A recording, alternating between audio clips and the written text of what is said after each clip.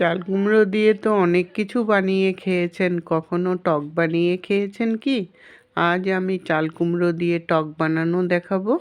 তার জন্য ছোট্ট সাইজের একটা চাল কুমড়োর আধাটাকে নিয়েছি, খোসা ছাড়িয়ে নিয়েছি আর ভালো করে ধুয়েও নিয়েছি। এখন চাল কুমড়োগুলোকে কুচি করে নেব।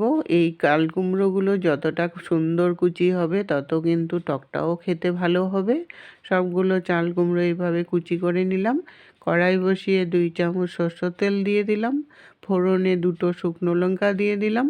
লঙ্কাটা ভেজে নিয়ে তারপর 1/2 টিস্পুন সরষে দিয়ে দিলাম আর 1/2 টিস্পুন রাঁধুনি দিয়ে দিলাম।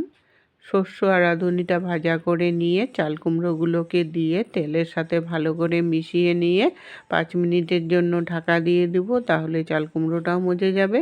5 মিনিট পরে ঢাকনাটাকে উঠিয়ে নিয়ে স্বাদ অনুসারে নুন দিয়ে দিলাম আর সামান্য পরিমাণে হলদি পাউডার দিয়ে দিলাম। নুন আর হলদি পাউডারটা দিয়ে কিছুটা সময় আমি ভাজা করে নেব, তাহলে হলদির কাঁচা গন্ধটাও চলে যাবে। 2-3 মিনিট ভাজা হয়ে যাওয়ার পর তারপর পরিমাণ মতো জল দিয়ে দিলাম। জলটা দিয়ে ভালো করে মিশিয়ে নিয়ে 2 কোয়া তেঁতুল দিয়ে দিলাম টকের জন্য। তেঁতুলটা দিয়ে এখন 10 মিনিটের জন্য আমি ঢাকা দিয়ে দিব, তাহলে চাল কুমড়োটা যেটুকুন সিদ্ধ হয়নি ওইটুকুনও সিদ্ধ হয়ে যাবে।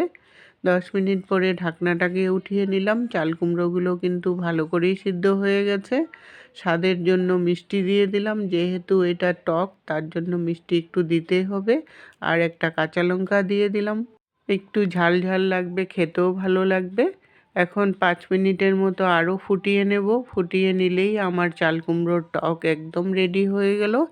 এই টকটা কিন্তু গরমের দিনে তো ভালো লাগেই, শীতের দিনেও কিন্তু খুব ভালো লাগে। রেসিপিটা আপনারা একবার হলেও ট্রাই করে দেখুন।